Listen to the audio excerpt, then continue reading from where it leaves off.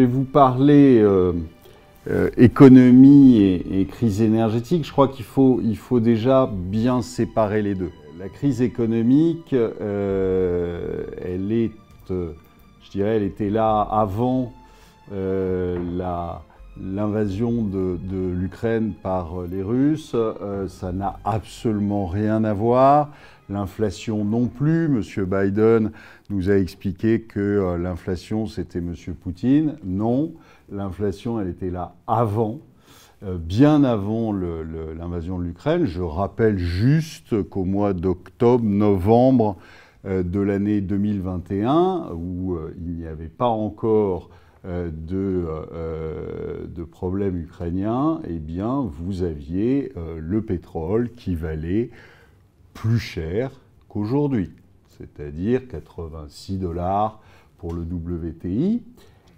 Mais il valait 86 $ pour le WTI avec un euro à 1,16. Aujourd'hui, il est à 0,99. Et c'est pas M. Poutine non plus qui l'a fait baisser l'euro. Donc il faut bien séparer la crise énergétique et la crise économique. La crise énergétique, elle est due à l'imprévoyance de nos dirigeants et à la bêtise de nos dirigeants depuis plusieurs années. C'est M. Hollande qui avait commencé. Ensuite, ça a été poursuivi par M. Macron, mais puis déjà M. Sarkozy avant. Mais vous avez eu une imprévoyance totale, c'est-à-dire qu'ils ont, pour acheter quelques voix de nos fameuses pastèques, vous savez, vert à l'extérieur, rouge à l'intérieur, ils ont donné des garanties aux écolos pour récupérer quelques voix. Alors, ils l'ont fait en promettant la fermeture de Fessenheim. Ensuite, ça a été la fermeture de 14 réacteurs par M. Macron. Et maintenant, ils vous annoncent qu'ils vont les ouvrir, les rouvrir. Sauf que, pas de bol, ça ne se fait pas juste en claquant des doigts. Donc ça se fait avec beaucoup de temps, beaucoup d'argent et surtout une technologie qu'on risque de ne plus avoir puisque ça fait longtemps que nos ingénieurs sont allés voir sous d'autres cieux où il était prévu de construire des centrales nucléaires. Je parle de la Chine et je parle d'autres pays. Donc cette crise énergétique, eh bien, c'est une crise qui n'est absolument pas due à quiconque, Ukraine ou Poutine ou qui que ce soit d'autre. C'est dû vraiment à la bêtise et puis une façon d'acheter des voix et donc d'arriver aux élections. Sauf que maintenant, si vous voulez, la crise, elle est là pour longtemps. C'est-à-dire que, comme je vous l'ai dit, une centrale nucléaire, ça ne se construit pas en un an. Ça va mettre des années. Donc ça veut dire que durablement, on va avoir des problèmes d'électricité. Et je vous rappelle que l'énergie, c'est du PIB. D'accord ? Pas d'énergie, pas de PIB. Et donc, ça va être problématique dans les années qui viennent. Alors, ce qu'il y a de bien, c'est que on a nos brillants économistes, tels que Bruno Le Maire, que j'ai vu déjeuner au Murat à midi. Il avait l'air très bien, il n'a pas l'air de se soucier de la crise économique. Donc Bruno Le Maire nous a annoncé il y a quelque temps les 30 Glorieuses. Alors moi, je ne les ai pas vues, hein, mais enfin bon, il paraît qu'elles vont arriver, qu'on va brillamment faire 2,5% de croissance cette année, qu'en 2023, on aura aussi de la croissance. Ça va être compliqué de faire de la croissance si on n'a pas d'énergie. D'accord ? De l'autre côté, vous avez Madame Pannier Runacher. J'y vais doucement parce que je me trompe toujours sur son nom. Et ça peut donner des choses désagréables. Donc, Madame Pannier-Runacher nous explique qu'il va falloir aborder une ère de sobriété, hein, et qu'il va falloir consommer moins. Eh bien, je vous annonce que si on consomme moins, eh bien, on aura moins de croissance. Et donc, on sera probablement même en récession. Alors, Monsieur le maire se débat en nous disant que 2 trimestres consécutifs de baisse, c'est pas une récession. Ça l'a toujours été, mais enfin là, on change le thermomètre, hein, parce que quand il vous indique quelque chose qui est désagréable, c'est quand même beaucoup plus facile de changer la mesure.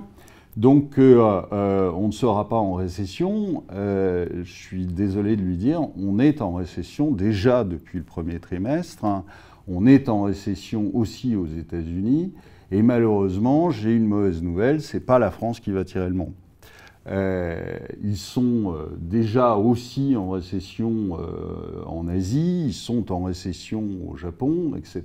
Donc ça veut dire quoi? Ça veut dire que ça va avoir des conséquences sur la marge de l'économie. Vous avez vu que ces derniers temps, le spread entre l'Italie, l'Espagne, la France et l'Allemagne s'est considérablement tendu, le spread de taux d'intérêt. Or, les gens n'ont pas l'air d'en faire grand cas, mais il se trouve que quand vous avez des pays qui sont endettés à 50%, ça ne pose pas de problème d'avoir des taux qui montent. Quand vous avez des pays qui sont endettés à 150%, là, ça commence déjà à poser plus de problèmes. Aujourd'hui, si vous prenez la dette réelle française, vous êtes plutôt autour de 160 que de 120, comme annoncé par Bruno Le Maire. 160, je vous rappelle ce que c'était 2011, la Grèce, d'accord, qui était aussi endettée à 160%. Aujourd'hui, la Grèce est endettée à 200%. Donc, le Japon est proche des 300%. Et les autres pays, l'Italie par exemple, est dans les mêmes mesures. Ça veut dire quoi? Ça veut dire que, évidemment, quand vous avez, comme aujourd'hui, les taux italiens à 4%, ça devient un peu taquin quand vous êtes autour de 160-170% de dette. Ça devient un peu difficile, parce que je vous rappelle que évidemment, quand vous avez, je vais citer l'exemple japonais parce que c'est le plus facile, quand vous laissez remonter les taux japonais à 1%, avec un endettement qui est à 300% du PIB, ça fait quoi? Ça fait 3% payés par an. Et les 3%, vous le faites comment si vous n'avez pas de croissance à mettre en face? Vous le faites en faisant du déficit budgétaire de 7 à 10% par an. Comme vous faites du déficit budgétaire de 7 à 10% par an, vous n'arrivez même pas à faire de la croissance, eh bien, ça veut dire que mécaniquement, votre dette monte. Alors, il y a un moyen très simple qu'on a utilisé depuis déjà plusieurs années. Il y a un moyen très simple pour faire ça. On fait du quantitative easing, c'est-à-dire ce que font les Japonais depuis déjà un bout de temps. Ils en sont à leur 15e ou 16e quantitative easing, donc ils ont de l'expérience. Et je vous rappelle qu'on a tous fait la même chose. Pourquoi on a tous fait la même chose? Parce qu'on n'a pas d'autre solution. D'accord? Il faut, quand on a ce type de dette, il faut maintenir les taux le plus proche de zéro possible. Or, pour maintenir la dette le plus proche de zéro possible, qu'est-ce qu'on fait? On l'achète. Et on l'achète comment? Par la Banque centrale, qui achète à tour de bras. Et pour acheter cette dette, il faut bien de l'argent. Donc qu'est-ce qu'on fait? On en imprime. Okay? Et donc c'est quelque chose qui aujourd'hui est devenu sans retour en arrière possible. C'est-à-dire que vous n'avez pas de rétro-pédalage possible. Ce qui veut dire quoi? Ce qui veut dire que tout ce que vous avez là depuis 6 mois, c'est de la com. Ce n'est pas autre chose que de la com. C'est-à-dire qu'on essaie de vous faire croire qu'on va essayer de s'occuper de vous, qu'on va essayer de régler vos problèmes, qu'on va essayer de lutter contre l'inflation. D'accord? En faisant quoi? En arrêtant la planche à billets et en arrêtant les quantitative easing. Et on laisse remonter les taux d'intérêt. D'accord? Mais les taux d'intérêt que vous laissez remonter aujourd'hui, vous croyez qu'ils vont arrêter l'inflation? Non.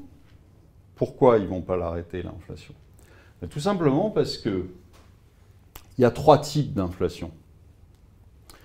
Le premier type d'inflation, c'est le décalage que vous avez entre l'offre et la demande. Si vous avez tout d'un coup une forte hausse de la demande, eh bien, c'est le cas de l'énergie, il faut du temps pour construire une usine. Il faut du temps pour adresser cette demande. Donc l'offre ne s'ajuste pas tout de suite à la demande. Et ce temps qu'il faut pour l'ajuster à la demande, ça s'appelle l'inflation. D'accord? Ça crée en fait une pénurie et donc les prix montent. Ça, c'est la vraie inflation. C'est l'inflation par la demande. Mais cette inflation par la demande aujourd'hui, elle n'existe pas, puisqu'on est tous en récession. Donc l'inflation par la demande n'existe pas.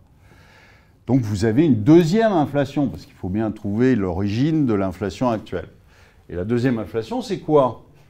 Deuxième inflation, c'est la politique zéro Covid des Chinois. Vous avez un docker dans un des principaux ports chinois qui a un petit rhume. On arrête tout le monde, on ferme le port. Alors évidemment, il n'y a plus rien qui sort, il n'y a plus rien qui rentre. Quand c'est port de Marseille, c'est pas grave. Quand c'est un des principaux ports chinois, ça devient plus embêtant. Et là, qu'est-ce que ça fait? Eh bien, évidemment, ça crée de la rareté. Et comme en plus, aujourd'hui, on a une politique, et cela depuis plusieurs années, une politique de zéro stock, flux tendu. Il ne faut pas avoir de stock, c'est sale, c'est pas beau. Donc, flux tendu. Qu'est-ce qui se passe? Il se passe que vous avez le moindre grippement dans la chaîne et ça fait exploser les prix. Ça, c'est une des composantes de l'inflation. La deuxième composante de l'inflation, c'est quoi? La deuxième composante de l'inflation, c'est le résultat des bêtises, pour ne pas dire autre chose, des banques centrales depuis 10 ans. C'est-à-dire que les banques centrales, à un moment, se sont dit on n'a plus d'énergie, on n'a plus d'idées, donc le nouveau moteur de l'économie, ça va être la dette. Sauf que y a un moment où ça, je vous dis, ça coince un peu parce que pour faire de la dette, il faut acheter cette dette. Pour que les États puissent faire de la dette, il faut acheter cette dette. Et pour acheter cette dette, il faut faire tourner la planche à billets. Et cette planche à billets, alors au départ, il y avait beaucoup d'économistes, c'était assez rigolo, qui s'étonnaient que ça ne redonne pas de l'activité, que ça ne crée pas de l'inflation tout de suite. Alors ils se demandaient, ils s'interrogeaient, ils se disaient mais enfin quand même on crée beaucoup d'argent et puis il ne se passe rien. Alors évidemment qu'il ne se passait rien. Parce que le principe du quantitative easing, c'est quoi? C'est d'aller acheter des obligations sur le marché et de les mettre dans le bilan. Alors on va faire un petit exercice. Je vous donne, à vous, 1 million d'euros demain. Vous me dites merci, parce que c'est sympa quand même. Et vous allez le mettre dans un coffre. 2 semaines plus tard, je vous redonne 1 million d'euros et vous allez le remettre dans votre coffre. Ça ne va pas créer d'activité. ça ne va pas créer d'inflation. Or, c'était ce que la Banque centrale faisait. Elle achetait des obligations, elle ne les mettait pas dans son coffre, mais dans son bilan. C'est pareil. Donc, ces économistes-là avaient oublié une petite formule qui est que l'inflation, c'est le produit de la masse fois la vitesse. Si la vitesse est égale à 0, puisqu'elle est dans votre coffre, la monnaie, eh bien, si la vitesse est égale à 0, vous n'avez pas d'inflation. Et vous n'avez pas non plus d'activité. Sauf que, il y a un moment où ça ressort. C'est-à-dire, vous créez des billets, électroniques, hein, je vous rassure, mais vous créez des billets. Et à un moment, ces billets, ils vont quelque part. Ils vont dans les banques. Et les banques, qu'est-ce qu'elles font ? Dans un premier temps, elles achètent le truc qui est le plus facile, ce sont des obligues. Ensuite, elles achètent des actions. Et puis ensuite, vous avez un gars dans une salle de marché qui s'emmerde toute la journée parce qu'il ne se passe rien, il ne se passe plus rien sur ces marchés-là, et il se dit qu'est-ce que je pourrais bien faire ? Et là, il regarde les matières premières. Là, il se dit on les avait oubliées celles-là. Et qu'est-ce qu'il fait ? Il va dessus. Pas parce que il y a une demande. Je disais, pour expliquer ça à un copain il y a quelques semaines, je lui disais, tu sais, il y a 2 ans, je me suis mis à acheter du sucre. Ça valait 10. Aujourd'hui, il vaut 20. Pas parce qu'on s'est tous mis à manger du sucre, hein. Tout simplement parce qu'à un moment, vous avez des traders qui regardent, qui scannent tout ce qu'ils ont, puis qui s'aperçoivent qu'il y a des choses qui n'ont pas bougé. Donc ils y vont. Et c'est ça, en fait, le départ de l'inflation, si vous voulez. C'est-à-dire, c'est l'inflation par les matières premières. Et on a eu cette inflation, et je vous dis, ça n'a absolument rien à voir avec l'Ukraine. Absolument rien, puisque vous étiez plus haut qu'aujourd'hui. Vous étiez à 86, 85 $ sur le WTI. Or, aujourd'hui, on doit être à 84, si mes souvenirs sont bons. Donc, vous voyez, vous êtes en dessous. Alors, vous avez eu, évidemment, vous avez eu un pic. Vous avez eu un pic jusqu'à 120. Et là, évidemment, tous les analystes sont arrivés en disant « ça vaut 140 ». C'était le jour où il fallait shorter. Hein. Et on le retrouve à 85 derrière, parce qu'ils n'ont toujours pas compris que quand il y avait une récession, il n'y avait plus de demande, et quand il n'y avait plus de demande, ça baissait. Bon, c'est comme ça. Donc, voilà. Donc, sur cette crise actuelle, si vous voulez, vous avez eu d'abord le Covid, ensuite l'Ukraine. Ça n'est que des catalyseurs, si vous voulez. Ce n'est pas du tout l'origine du mal. L'origine du mal, il faut remonter bien avant. Il faut remonter en gros à 2008. À 2008, on refuse la récession, c'est-à-dire qu'on dit non, il ne peut pas y avoir de récession.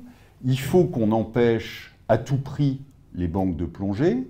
Et donc, qu'est-ce qu'on fait ? Eh bien, on démarre la machine infernale, qui est une machine sans retour possible. Alors, c'est plutôt curieux parce que vous avez le Japon. Japon qui fait ça depuis 30 ans.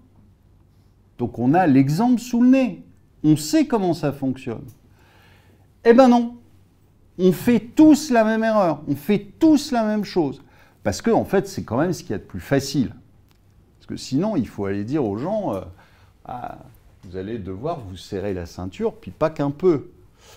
Donc, si vous voulez être réélu, la manière la plus facile, c'est d'arroser, puis comme ça, ça passe beaucoup mieux.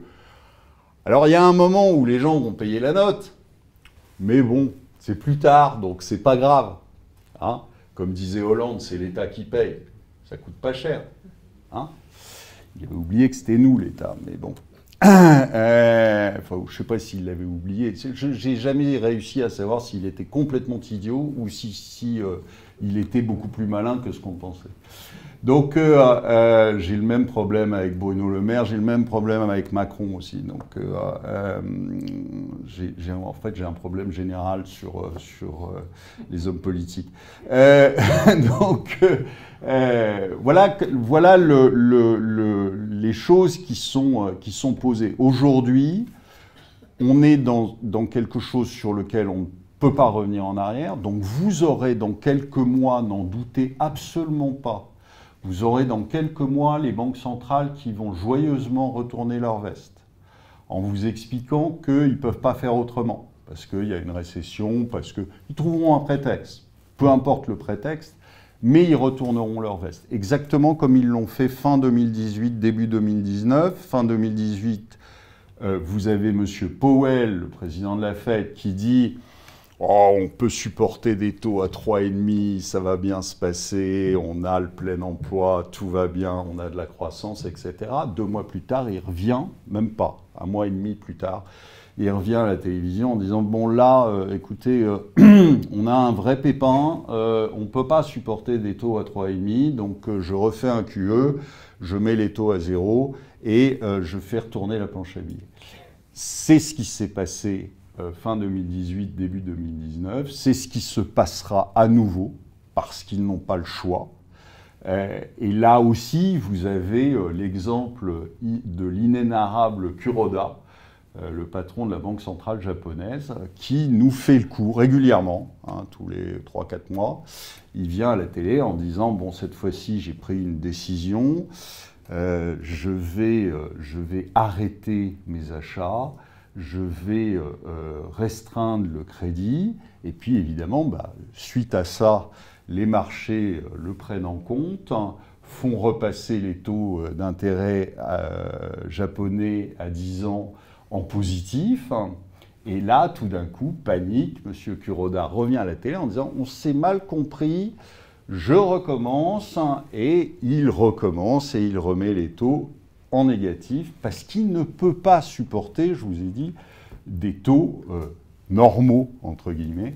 Même à 1%, c'est trop pour la croissance japonaise. Donc, les banques centrales vont retourner leur veste et vont se remettre à acheter pour remettre les taux à 0. Tant pis pour l'inflation. Tant pis pour l'inflation parce que de toute façon, la hausse des taux actuels ne sert à rien pour contrôler l'inflation. Pourquoi? Parce que je vous ai donné les 3 inflations qu'il y avait possibles. Vous comprenez bien que vous pouvez monter les taux à 10% si vous voulez, ça ne va pas changer les choses dans les ports chinois. Le gars qui a toujours un rhume, il aura toujours son rhume et ils fermeront toujours les ports chinois. Donc vous pouvez monter les taux autant que vous voulez, ça ne sert à rien. Et la deuxième chose, c'est qu'aujourd'hui, on a tellement fait de planches à billets que vous pouvez toujours monter les taux d'intérêt, c'est pareil, ça ne changera strictement rien. La hausse des taux d'intérêt aurait pu servir si c'était la première source d'inflation, c'est-à-dire la hausse forte de la demande. À ce moment-là, oui, en effet, monter les taux, ça sert à quelque chose. Mais là, ça n'est pas le cas. Donc, je vous dis, ils vont les rebaisser dans peu de temps. Et après, tant pis.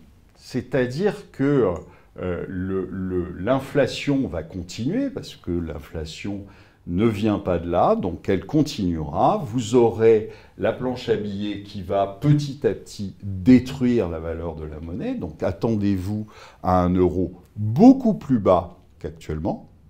Beaucoup plus bas qu'actuellement. Attendez-vous aussi à un yen beaucoup plus bas qu'actuellement. Aujourd'hui, vous êtes à 140. Moi, honnêtement, ça me gênerait pas plus que ça de le voir à 250. Si vous faites à peu près le rapport sur l'euro, ça vous fait un euro qui devrait tourner autour de 0,60 contre $1. Ça peut être amusant. Donc, attendez-vous à ça, attendez-vous à un plongeon de l'euro. Vous aurez peut-être d'ailleurs même un éclatement de l'Union européenne, parce que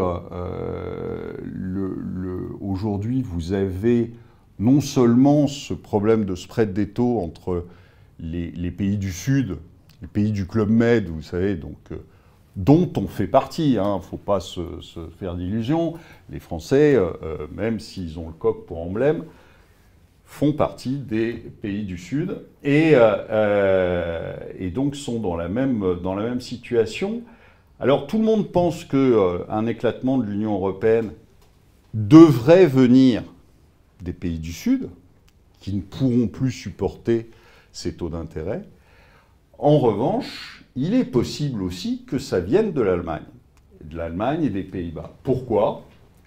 Pas par leurs dirigeants, si vous voulez, qui sont de sombres imbéciles exactement comme les nôtres, mais simplement par les industriels allemands. Je ne sais pas si vous avez entendu récemment le patron de BASF qui disait, bon, il y a un moment où il faut cesser les bêtises, quoi, parce que votre truc de 40% d'énergie en moins, ça ne va pas le faire.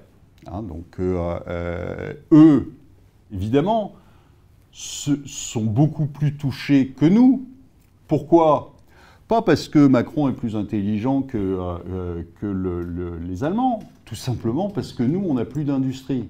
Ça fait longtemps qu'on n'a plus d'industrie, donc on s'en fout. Finalement, ça ne nous gêne pas plus que ça. En revanche, les Allemands, ils en ont encore. Alors eux, ça les gêne un peu. Ils sont un peu gênés aux entournures. Et donc, vous avez des gens qui sont pragmatiques. Les Allemands, c'est quand même un peu plutôt pragmatique. Et quand ils font 2 colonnes et qu'il y a plus de négatifs que de positifs, ils commencent à râler. Et c'est ce qui est en train de se passer. Alors peut-être qu'on va avoir de la chance, et peut-être que les gros industriels allemands vont ruer dans les brancards et faire cesser cette plaisanterie. Bonsoir à tous. Voilà, le décor est planté, comme l'économie allemande. Alors, Olivier, peut-être que les banques centrales, effectivement, retourneront leur veste. En attendant, je vous recommande, vous, d'acheter une veste molletonnée, parce que cet hiver, je pense qu'on aura effectivement un petit peu plus froid que l'hiver précédent. Alors, Olivier l'a dit, il a un problème avec les hommes politiques. Bon, je vais rétablir la balance, et n'étant pas un homme déstructuré et étant prêt à dire des horreurs, moi je dis que j'ai aussi un problème avec les femmes politiques. Alors, vous vous rappelez tous d'Ursula von der Leyen déclarant en fin de semaine dernière « Envoyez la facture à Poutine ». Alors je me suis dit, au départ, c'est complètement idiot, puisqu'effectivement, Olivier l'a rappelé, l'inflation était déjà là bien avant qu'il y ait une guerre à nos frontières.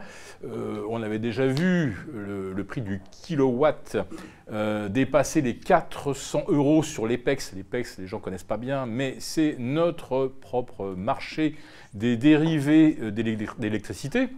C'est un petit peu comme le NYMEX aux États-Unis, voilà, ou le spot à Rotterdam. On a un prix spot gaz, un prix spot pétrole, et on a aussi un prix spot qui se négocie sur l'EPEX. Alors je reviendrai tout à l'heure sur les mécanismes complètement idiots de formation des prix de l'électricité que Ursula von der Leyen a découvert.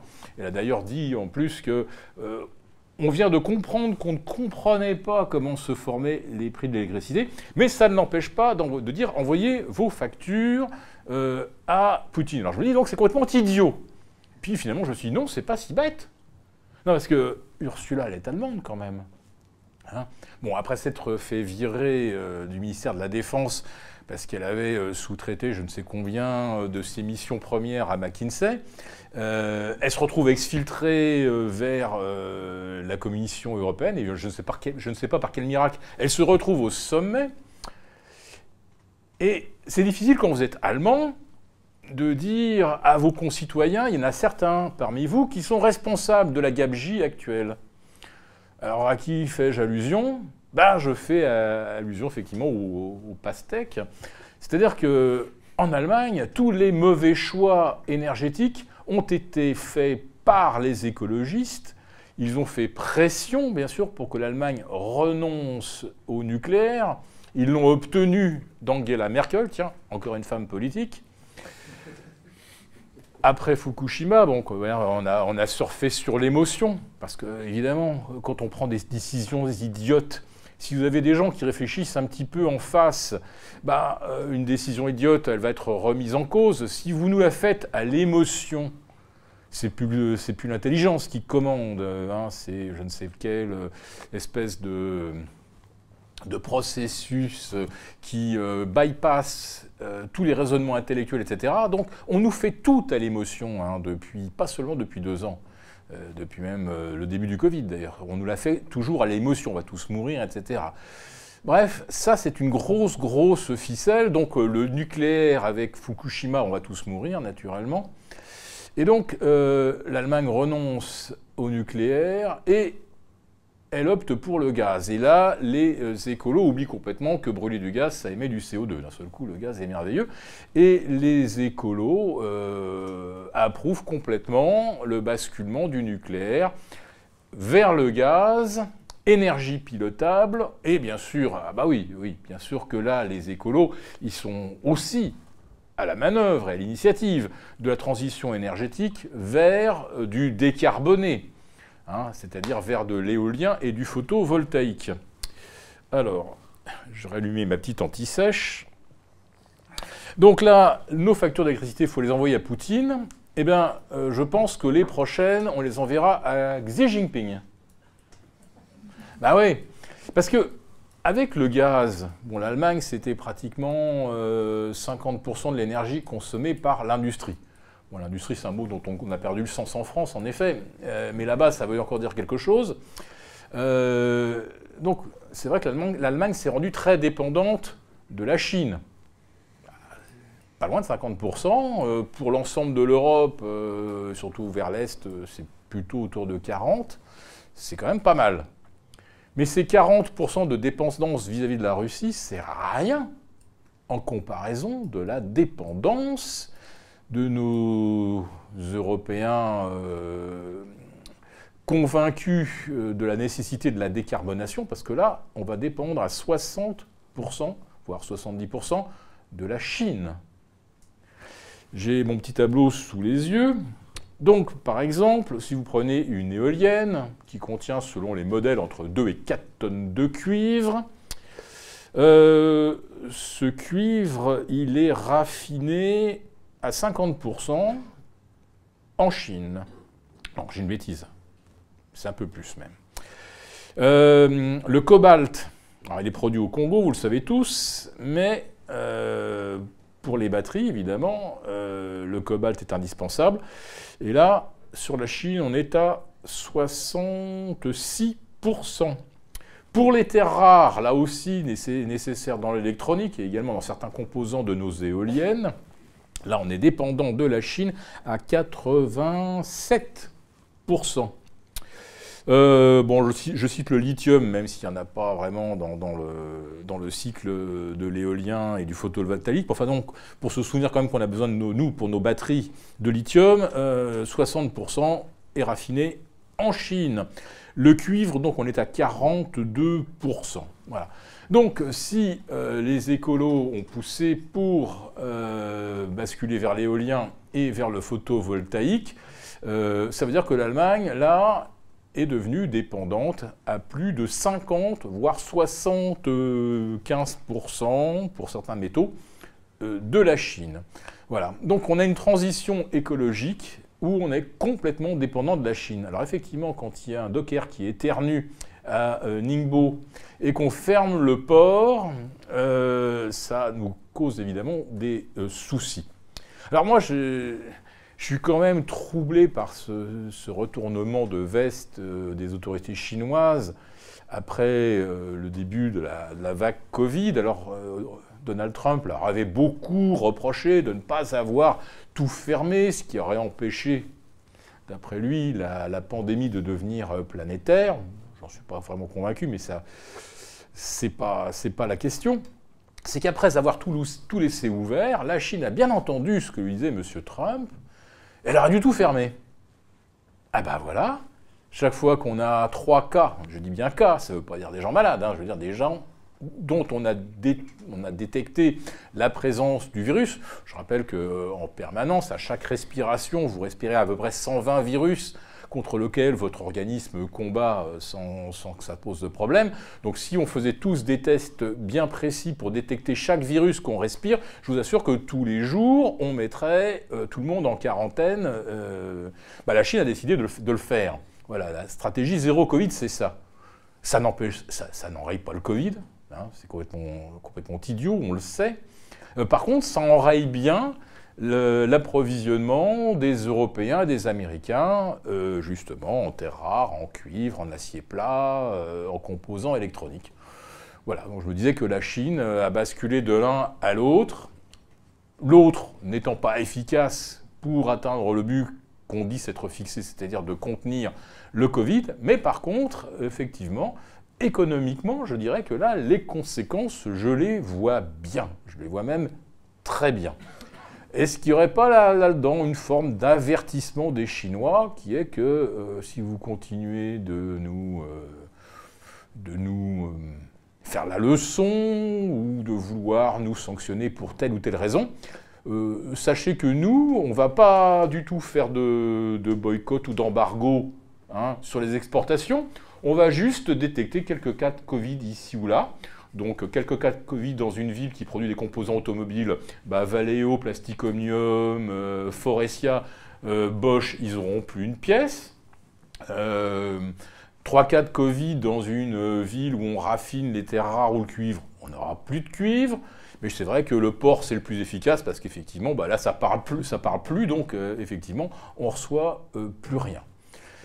Donc ça, c'est un des aspects qui me paraît quand même fondamental, c'est que l'Europe qui prétend se réindustrialiser, elle ne maîtrise rien, ni ses approvisionnements énergétiques, ni ses approvisionnements en matières premières. Alors qu'à l'inverse, vous avez la Chine qui, elle, sécurise pratiquement tout. Et les Américains, je dirais, un petit peu à moitié.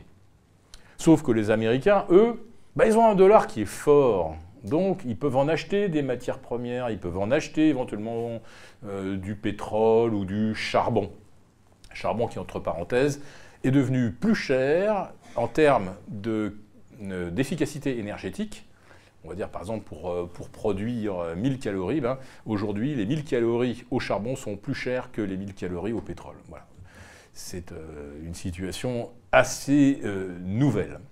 Donc pour en revenir à ces histoires d'énergie, comme on ne les sécurise pas, enfin on n'a plus du tout la main, on va dépendre du GNL, sauf que le GNL, il faut attendre que les usines qui le produisent soient construites, il faut attendre que les ports allemands soient équipés pour le décharger des méthaniers et le traiter pour que de liquide il redevienne gaz et donc exploitable sur le plan industriel. Tout ça, on est parti pour 2-3 ans au minimum, où l'énergie va devenir extrêmement chère. Et avec une énergie chère, le modèle allemand, on peut le dire, il est mort. Voilà. Nous, un petit peu moins, parce que on est moins industrialisé, mais pour les Allemands, ça va être une énorme claque. Et vous allez voir qu'ils vont la prendre à plusieurs niveaux. Alors, d'abord, leur modèle productiviste, il est mort. Deuxièmement, leurs excédents commerciaux sont morts, il n'y en a plus. On l'a vu au mois de juillet, la balance commerciale allemande est passée dans le rouge. Et là, comme les Allemands ne peuvent plus compter sur ces excédents pour financer leur retraite, leur modèle social, il va falloir qu'ils se tournent vers d'autres sources de financement. Heureusement, ils ont des excédents colossaux accumulés depuis, même avant la Grèce, par rapport à l'Espagne, par rapport à l'Italie. On a franchi largement la barre des 1000 milliards d'euros. Et donc les Allemands vont se dire « Ah, mais ça, c'est des gens qui nous doivent des sous ». Alors Alors, comment on est arrivé à cette situation où on a pu accumuler jusqu'à 1000 milliards? Vous dites, c'est juste une dinguerie totale. Mais comment est-ce possible? Il faut voir un petit peu l'Europe qui fonctionne, enfin qui dysfonctionne plutôt, depuis le début. C'est comme une sorte de partie de poker où vous avez un gros joueur qui est l'Allemagne, et puis qui a toujours de très belles mains, des brelans d'as, des carrés de dames, des suites, enfin, l'Allemagne est toujours bien servie. Et vous avez en face des joueurs qui se retrouvent avec des paires, des suites mais qui ne se suivent pas. Et à la fin de la soirée, vous avez un gagnant, systématiquement toujours le même, l'Allemagne, et des perdants presque systématiquement toujours les mêmes, l'Espagne, la Grèce, l'Italie. Alors vous vous dites, qu'est-ce qui se passe? Chaque soir, ou chaque mois si vous voulez, on va constater que l'Allemagne, elle a gagné par rapport aux autres joueurs présents à la table, et on va inscrire dans un petit carnet ce que les autres, ils ont perdu, ce qu'ils doivent en fait. Et pourquoi est-ce qu'en Europe ça continue? Parce que finalement, pour que la partie continue, évidemment, si on demandait à un des joueurs de payer son ardoise, il serait mort. Donc l'Allemagne ne demande jamais à ceux qui lui doivent du pognon de payer, sinon la partie s'arrête. Oui, mais là, sans les excédents commerciaux, sans des entreprises qui font de la marge et des profits, il va bien falloir trouver l'argent. Donc il y a un moment où les Allemands vont être obligés de se tourner vers l'Italie, vers l'Espagne, en disant voilà, vous nous devez tant. Vous croyez que l'Italie ou l'Espagne vont payer? Ils ne vont jamais payer. Donc j'ai l'impression qu'on n'est pas loin du game over. Parce qu'on faisait semblant qu'on pouvait continuer la partie et que les joueurs qui perdent, on ne leur demanderait jamais de sortir le carnet de chèques. Là, c'est peut-être ce qui va arriver. Donc ça, c'est un petit peu pour quel est le destin de l'Europe. Alors, si jamais la BCE se dit, voilà, les Allemands, là, ils commencent à se fâcher un peu, là, ils réclament des sous à des gens qu'on n'en pas, la BCE va ressortir sa planche à billets, Olivier. Elle va nous la ressortir. Oui, mais qu'est-ce qui va se passer à ce moment-là? La valeur de l'euro, qu'est-ce qu'elle va devenir, cette valeur de l'euro, si on remet en route la planche à billets? Donc c'est pour ça que pourquoi pas, ce scénario de l'euro à 0,60 du dollar, c'est pas impossible si on nous remet en route la planche à billets. Alors l'autre danger qui est souvent évoqué, c'est que pour rééquilibrer l'Europe, tout ça, réduire la fragmentation, on pourrait éventuellement venir se servir sur vos comptes. Moi, je crois que quelque chose de beaucoup plus sournois est en gestation. La Banque de France, la BCE et la Banque des règlements internationaux, institutions extrêmement puissantes, d'autant plus puissante qu'elle est discrète, c'est elle qui aujourd'hui est le grand architecte de la future monnaie numérique. Et BCE et Banque de France planchent là-dessus aussi. C'est-à-dire que le jour où on instaure une monnaie numérique, horizon 2024 ou 2025, on n'a plus besoin finalement de vous piquer de l'argent sur votre compte, pour essayer d'éviter un peu une situation à la libanaise, voyez, où on ne vous donne plus accès à votre argent, vous ne pouvez plus tirer 500 € par semaine à un DAB, bref, on ne veut pas arriver à ça. Mais le jour où la monnaie numérique devient une monnaie banque centrale, ça devient du one-to-one entre vous et la banque centrale, et la banque centrale peut vous dire du jour au lendemain, non, là, vous avez épuisé, par exemple, votre quota pour l'achat, je ne sais pas, de billets d'avion, ou vous avez fait trop de plein ce mois-ci. La Banque centrale prendra le contrôle total de votre argent. La monnaie, c'est quoi? La monnaie, c'est quelque chose dont vous disposez librement. Si demain, vous n'en disposez plus librement, je dirais que les problèmes de déficit, quelque part, sont résolus. Puisque c'est plus vous qui décidez ce que vous faites de votre argent, ça devient la Banque centrale. Alors, comment on essaiera de vous vendre cette histoire de vous faites ça avec votre argent, vous ne faites pas ça avec votre argent? Tout simplement en instaurant, par exemple, un pass carbone. Voilà, on a pris la décision ferme et irrévocable d'aller vers la décarbonation de l'économie européenne, donc on va le faire. Et on va nous demander d'être de plus en plus vertueux, d'émettre de moins en moins de carbone. On va nous le demander à nous, Européens, alors que nous sommes ceux qui émettons pratiquement le moins de carbone. Je ne parle pas de l'Allemagne, quand même, ou de la Pologne avec ses usines au charbon, mais d'autres pays sont très peu émetteurs. C'est à ceux-là qu'on va demander de faire encore plus d'efforts. Si vous voulez, c'est un petit peu comme si à la sortie d'une boîte de nuit, vous avez des gens qui sortent en titubant, qui sont complètement bourrés, et vous en avez d'autres qui manifestement rient un peu fort, mais enfin ça va pas au-delà de ça. C'est comme si les gendarmes ne contrôlaient que ceux qui marchent droit, ou qui rigolent un peu, qui se mettent au volant, et laissent repartir ceux qui sont complètement gris, ronds comme des queues de pelle. Et ceux-là, on ne les contrôle pas. Ceux-là, c'est les Chinois, c'est des tas de pays qui utilisent le charbon à tire-larigot. Je trouve ça fantastique qu'on s'inflige, alors qu'on est parmi ceux qui polluent le moins dans les pays développés, qu'on s'inflige d'être encore plus économe, etc. Alors, le pass carbone, il s'inscrit totalement, bien sûr, dans la logique de la transition énergétique vers le décarboné. On va mesurer, évidemment, est-ce que c'est efficace ce qu'on est en train de faire? Donc on va mesurer la consommation de carbone. Et du coup, chacun sera contrôlé au niveau de sa consommation. Vous n'y croyez pas? Monsieur de Romanet, aujourd'hui, vient de déclarer qu'il va falloir effectivement se montrer plus responsable avec les voyages aériens. C'est merveilleux quand même. C'est le gars qui est responsable, si vous voulez, du trafic aérien en France et qui dit qu'il va falloir qu'on se restreigne. C'est extraordinaire. En fait, tout le monde est en train de se mêler de votre vie, de ce que vous devez faire ou pas faire. Et monsieur Romanet, si j'ai envie de prendre l'avion et pas de traverser l'Atlantique à la rame, c'est quand même un peu mon droit. Donc, laissez-moi. Et puis, le ministre suisse, je ne sais pas si ce n'est pas une ministre d'ailleurs. Bon, peut-être qu'elle aime bien prendre des douches à deux, mais tout le monde, forcément, n'adhère pas. Donc, ces gens-là se mêlent de tout, hein.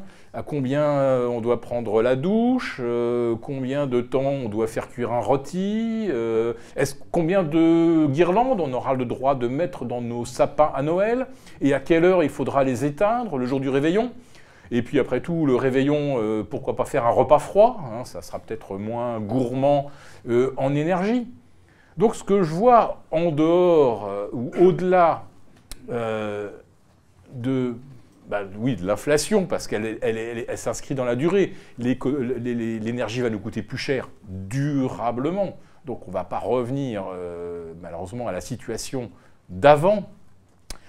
Donc au-delà de l'inflation, au-delà de la difficulté d'accès aux matières premières pour opérer notre transition énergétique, ce que je vois, moi, ce sont des institutions qui se mêlent de tout, à tout moment, dans nos vies.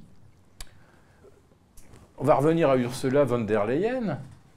Quand on regarde ce qui figure dans son mandat, qu'est-ce qui l'autorise à, d'un seul coup, boycotter le gaz russe ou décréter qu'on doit envoyer plus d'armes à l'Ukraine? Et les enveloppes sont comme ça, je dirais pas votées, elles ne sont pas votées. Non, il n'y a pas de vote. C'est comme ça, on a décidé entre nous qu'on allait filer 300 millions par-ci, 5 milliards par-là. Au bout du compte, on s'aperçoit qu'on a déjà versé en tout à peu près la moitié du PIB de l'Ukraine, quand même, là, depuis le début du conflit, c'est pas mal. Hein. L'Ukraine, c'était 160 à 170 milliards de dollars de PIB, donc on en est à peu près à la moitié.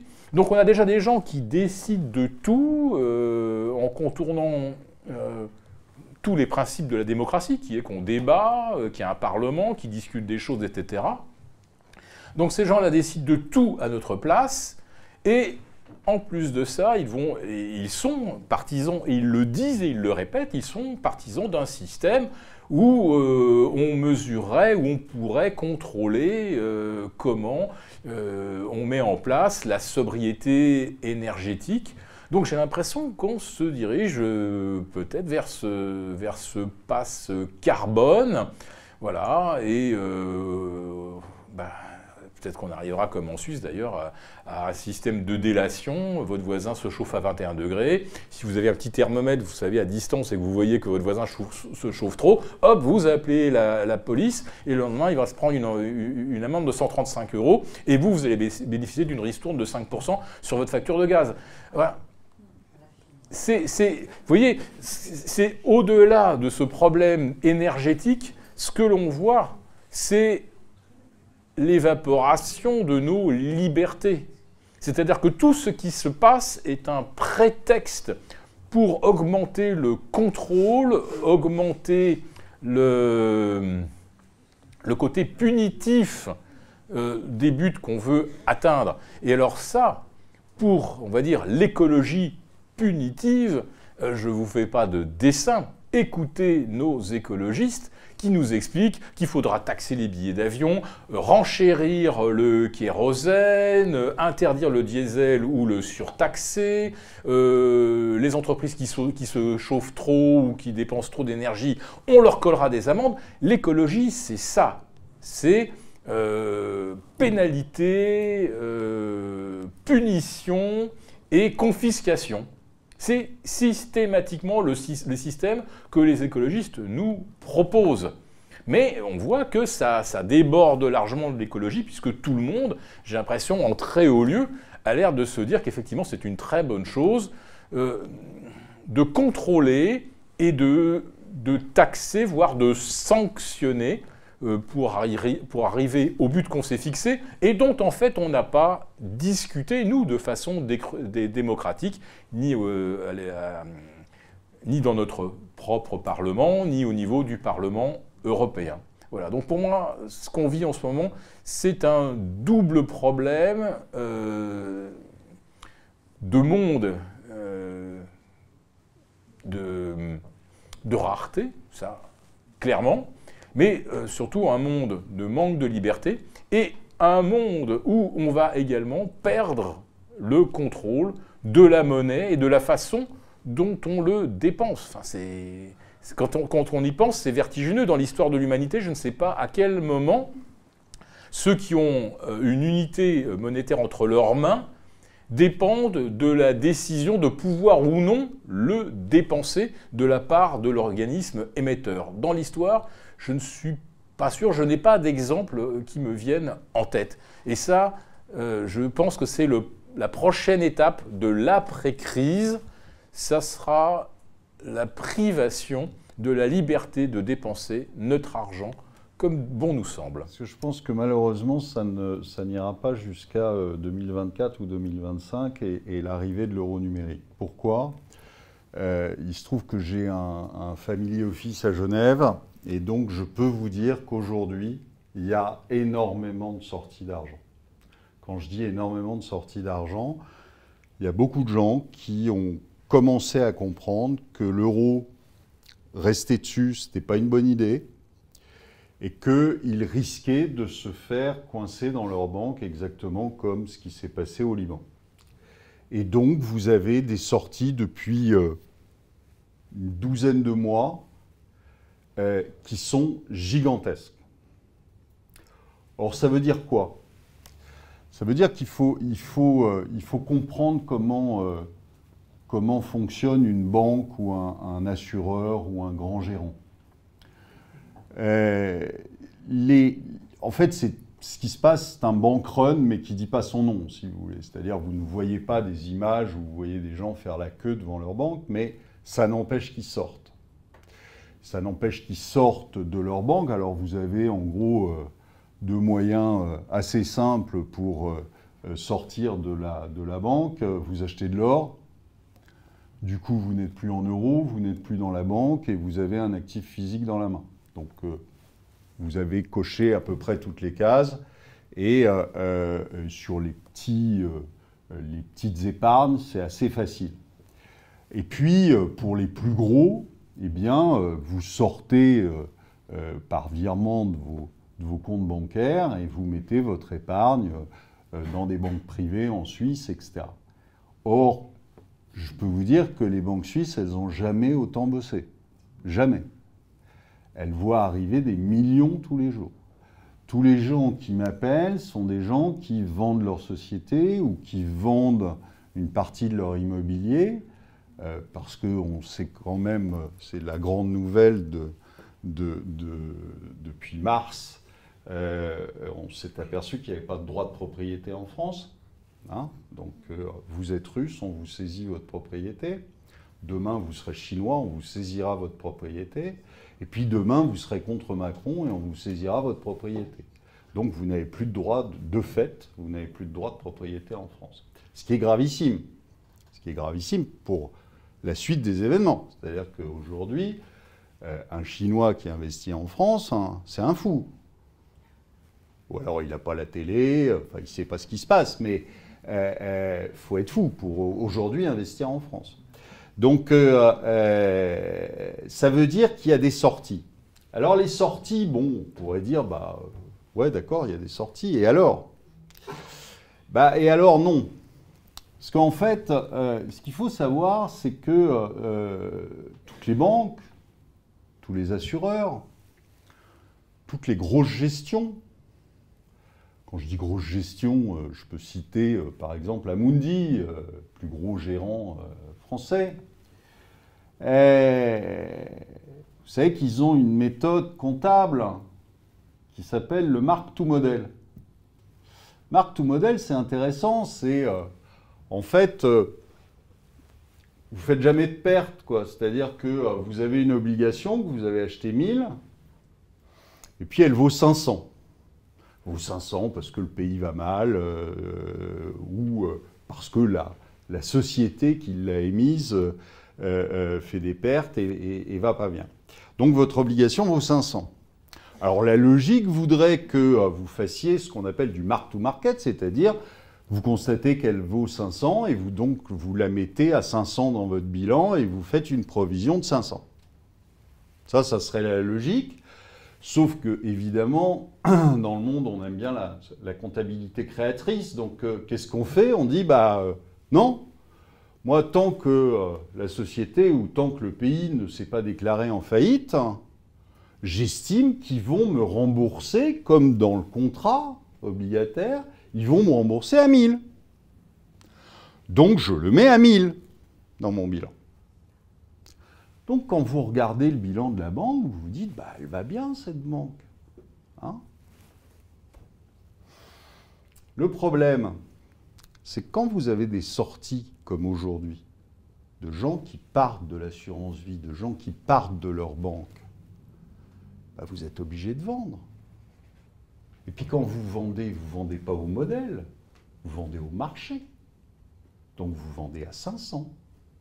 Et là, tout d'un coup, oh, il y a une perte, une grosse perte. Et donc, qu'est-ce qui va se passer? Il va se passer, moi j'ai peur de ça dans les mois à venir, j'ai peur qu'à un moment, vous ayez une délégation de banques, de banquiers et d'assureurs qui prennent leur petite mallette et puis qui aillent voir notre ami Bruno. Alors, je ne sais pas s'il sera au Murat à ce moment-là ou s'il sera ailleurs, à Bercy peut-être. Pour une fois, il travaillera, enfin, ou il essaiera en tout cas, et qu'il aille le voir en disant, écoute, là, il faut que tu fasses quelque chose parce que ça ne va pas bien du tout. Et si ça continue comme ça, on va être obligé de matérialiser les pertes. Et là, qu'est-ce que fera Bruno? Contrôle des capitaux, fermeture des banques. Et là, vous avez deux solutions. Soit vous êtes sorti avant, et ça se passe bien, soit vous êtes dedans et ça se passe mal, parce que c'est un petit fonctionnaire de Bercy qui décidera ce que vous pouvez retirer par semaine pour aller vous payer à manger. Exactement comme ça s'est passé au Liban. Hein. Au Liban, ils sont partis le vendredi soir, tout se passait bien. Hein. D'accord ? Le lundi matin, c'était un peu plus rude. Bon. Et comme ils étaient taquins au Liban, eh bien, vous aviez certains Libanais qui s'étaient crus quand même beaucoup plus malins que le reste, hein, et puis qui s'étaient dit ouais, c'est pas grave, je reste dans la banque libanaise, mais je transfère mes livres libanaises en dollars. Comme ça, la baisse de la livre ne me touchera pas. Qu'est-ce qu'ont fait les banquiers? Ils ont bloqué les comptes et ils ont transféré les dollars en livres libanaises. Ils ne vous ont pas demandé votre avis. Donc, comme la livre libanaise s'est écroulée, eh bien aujourd'hui, ils n'ont plus rien. Donc voilà, le sujet aujourd'hui et le risque aujourd'hui, parce que c'est on ne peut plus facile. Et croyez-moi, en plus, 99% de la population sera d'accord. Puisque 99% de la population vous dira « mais je ne comptais pas sortir de la banque, puisque de toute façon, j'ai rien à sortir ». Donc, vous aurez un accord entier de la part de 99% de la population. Donc ça ne choquera personne, et ils le feront. Alors après, en revanche, je suis d'accord sur la suite des événements, qui arrivera peut-être en 2023, en 2024 ou en 2025, peu importe. Mais c'est vrai que de toute façon, c'est le but du jeu. Le but du jeu, c'est de supprimer le liquide, parce que le liquide, évidemment, ils n'ont pas la main dessus, ils ne savent pas ce que vous en faites, donc c'est le dernier espace d'intimité et de liberté que vous avez.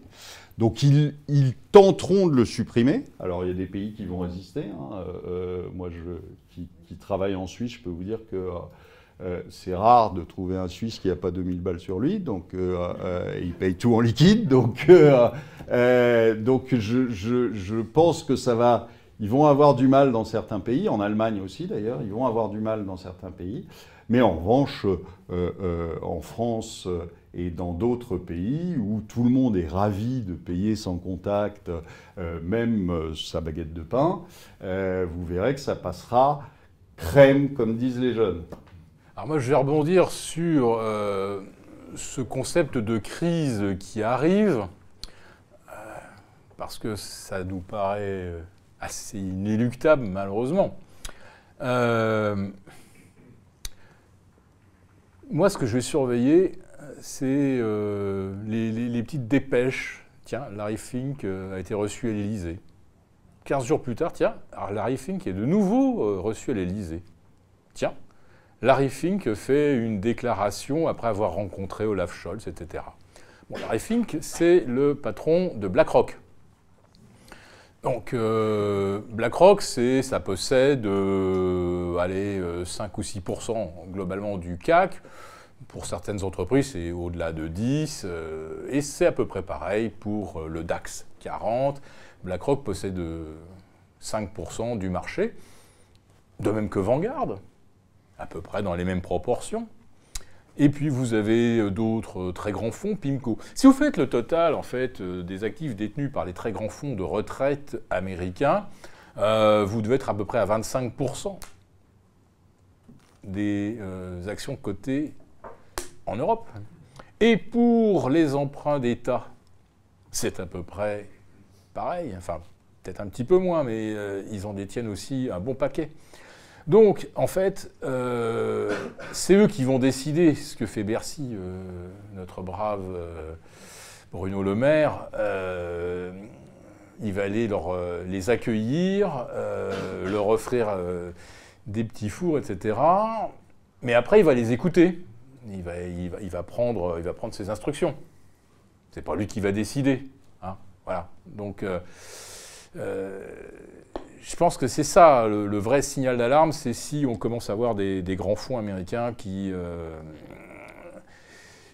commencent à demander à l'État français de se montrer proactif pour leur éviter de perdre trop d'argent. Parce que c'est exactement ça, hein, l'enjeu. C'est qu'eux, ils ne veulent pas perdre d'argent avec ce qu'ils détiennent en euros. Et comme BlackRock, vous le savez peut-être, gère le bilan de la Fed, les 9 000 milliards d'actifs détenus par la Fed, c'est BlackRock qui gère ses positions. Donc on va dire que BlackRock et la Fed, il y a plus que de la consanguinité.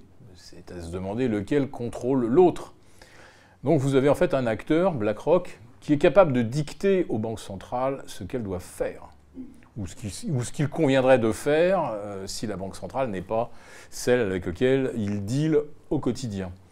Donc il n'est pas impossible que Christine Lagarde reçoive aussi un jour un appel un petit peu urgent en disant voilà, là on a besoin de vous, il faut que vous fassiez quelque chose, par exemple, pourquoi pas remettre en place la planche à billets, ou mettre en place le fameux outil anti-fragmentation. Alors là pour l'instant on ne sait pas ce que c'est. Elle est questionnée à chaque réunion à Francfort et elle répond jamais. Je ne vais pas vous en dire plus que ce que j'avais dit lors de la précédente réunion. Et comme elle n'avait rien dit, voilà, on est toujours au même point. Donc on ne sait pas du tout en quoi consiste cet outil anti-fragmentation. C'est un peu comme le sketch de Francis Blanche et Pierre Dac. Pouvez-vous me dire le numéro de sécu de la dame au 2e rang? Oui, je peux le dire. Il peut le dire. Nous en sommes là. Voilà. Donc, effectivement, si l'outil anti-fragmentation ne fonctionne pas, je pense qu'on va au-devant de graves soucis. Mais je pense que BlackRock, Vanguard seront avertis bien avant nous. Ah, je suis convaincu qu'il y a effectivement il y a des deux. C'est-à-dire que disloquer la Russie, la réduire à je ne sais pas quelle entité, quelle taille. Je pense que les Américains n'ont jamais renoncé à ce but, même après la chute du mur de Berlin, même après les années Helsinki, ils n'ont jamais vraiment renoncé. Voilà. Les États-Unis se voient comme une puissance hégémonique et pour l'instant, comme les Chinois ne se mettent pas trop en face, en tout cas n'ont pas des capacités de projection, le seul véritable danger militaire pour les États-Unis, ça reste quand même la Russie. Maintenant, est-ce que les Européens veulent abattre la Russie ? Mais, ça dépend quels Européens, mais en tout cas ceux qui parlent à notre place, parce que moi j'ai jamais voté pour Madame Ursula von der Leyen, hein. Donc elle s'exprime un petit peu à ma place, et elle le dit, la Russie doit être vaincue, la Russie doit être châtiée, et vous entendez des Nathalie Loiseau, tiens, encore une femme politique. Est-ce une femme? Elle continue d'appeler à envoyer plus d'armes et même envoyer donc des troupes, c'est-à-dire faire en sorte que l'Europe rentre réellement en guerre avec la Russie. Donc vous avez des tas de gens, et là ce sont des femmes, hein, on disait le jour où il y aura que des femmes au pouvoir, ça sera la paix. En l'occurrence, je me rappelle que la dernière guerre qui a été menée par un Européen, c'était en fait une Européenne, c'était Margaret Thatcher avec les Malouines. Et là, vous avez donc Ursula, vous avez Madame Loiseau, et vous avez même Annabelle Baerbock, chef de file des écologistes en Allemagne, qui met alors elle à fond pour qu'on y aille, qu'on la fasse cette putain de guerre avec la Russie et qu'on en termine et qu'on... Enfin, je ne sais pas jusqu'où ils veulent aller, mais je trouve ça complètement dément. Alors l'autre raison pour laquelle on n'a pour l'instant pas encore entendu parler ceux qui voudraient la paix, à part M. Erdogan qui a discuté avec Vladimir Poutine, il n'y a personne qui dit qu'il y a peut-être un chemin pour aller vers la paix, il y a peut-être des concessions que la Russie sera prête à faire. Enfin bref, il n'y a que lui, qui ne fait pas partie de l'UE, qui parle aujourd'hui de paix. Pourquoi les autres n'en parlent pas ? Parce que, en fait, c'est assez transparent. M. Zelensky vous donne la réponse. Plus il y a de destruction, plus il y aura de choses à reconstruire en Ukraine. Et quand il est venu faire l'ouverture de l'université du MEDEF, après avoir fait l'ouverture du Festival de Cannes et du Festival de la BD d'Angoulême, il est venu dire « Les amis, inscrivez-vous sur la liste de ceux qui veulent participer à la reconstruction. Qui va la financer, cette reconstruction? Ben, c'est évidemment le contribuable européen. Hein. On a déjà filé 80 milliards, si on en file le double, après tout, quand on est parti, ça s'arrête plus vraiment. Donc M. Zelensky, lui, que son pays soit complètement par terre, chaque fois que vous avez un pont détruit, une centrale, un transformateur détruit, c'est quelque chose à reconstruire. Alors, je ne suis pas complotiste, donc je dirais pas que sur chaque reconstruction, il touchera sa com, mais voilà, les mauvais esprits pourraient envisager les choses sous cet angle. Je crois que si on prend aussi un peu de hauteur, c'est un bloc contre un autre. C'est-à-dire, c'est les pays occidentaux joyeusement progressistes, Canada, États-Unis, Europe, etc., qui sont en train de s'effondrer. Les États-Unis n'ont plus le leadership qu'ils avaient avant. N'ont plus l'hégémonie par le dollar qu'ils avaient avant. Vous avez de plus en plus de pays qui se dédollarisent. Donc, les Russes l'ont fait et quasi complètement. D'autres sont en train de les suivre. Et aujourd'hui, vous avez, c'est un peu je dirais le rebond du chat mort. C'est-à-dire qu'ils sont en train de déclencher des guerres un petit peu partout. Vous avez vu que après l'Ukraine, ils sont en train de titiller les Taïwanais et la Chine. Pourquoi? Tout simplement pour faire diversion. Quand vous avez les trois quarts des guerres, en fait, c'est pour régler un problème interne. Hein, que vous allez exécuter une guerre, et là en plus pour eux c'est pratique, puisque c'est une guerre sans mort. Hein, c'est les Européens qui y vont, et ils poussent tout ce qu'ils peuvent pour que ce soit les Européens qui y aillent, qu'eux soient derrière, et pour masquer l'inexorable chute de la civilisation occidentale. Donc vous avez d'un côté le bloc ce qu'on appelait les BRICS, hein, Chine, Brésil, etc., qui sont d'ailleurs très en retrait sur cette guerre et soutenant plutôt la Russie que l'Ukraine. Et vous avez en face les États-Unis en train de décliner. Vous avez, on sait très bien que les Chinois sont en train de préparer une nouvelle monnaie, etc., qui sera concurrente du dollar. Et pour ça, qu'est-ce qui est le mieux pour les gens qui dirigent M. Biden, qui, le pauvre, ne peut faire que pousser son déambulateur, mais c'est tout, qui n'est plus là depuis longtemps, qu'est-ce qu'ils peuvent faire? C'est en fait mener l'Europe à la destruction.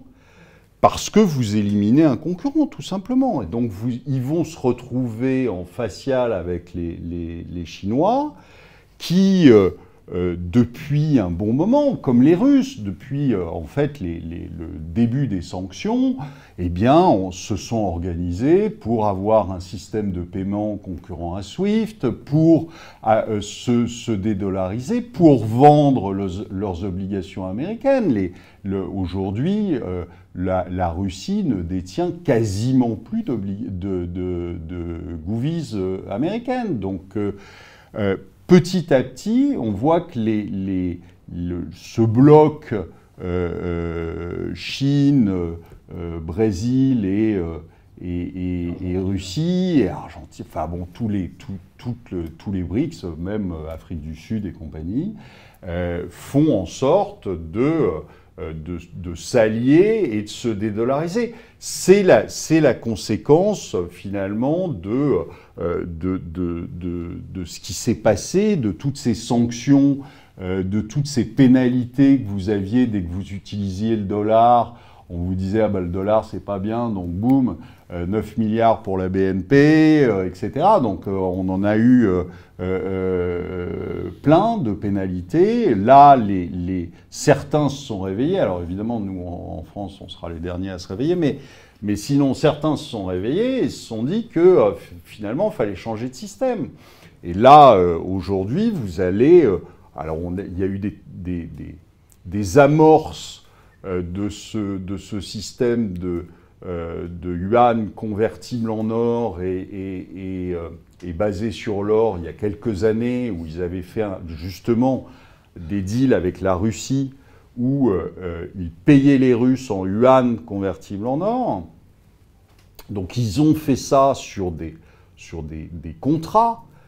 Ils l'étendront très probablement sur le reste. Alors, ça ne sera pas tout de suite une monnaie mondiale. Je pense que ça sera d'abord une monnaie qui restera sur l'Asie et sur la Russie et qui, petit à petit, prendra sa part, finalement, dans les échanges économiques face au dollar.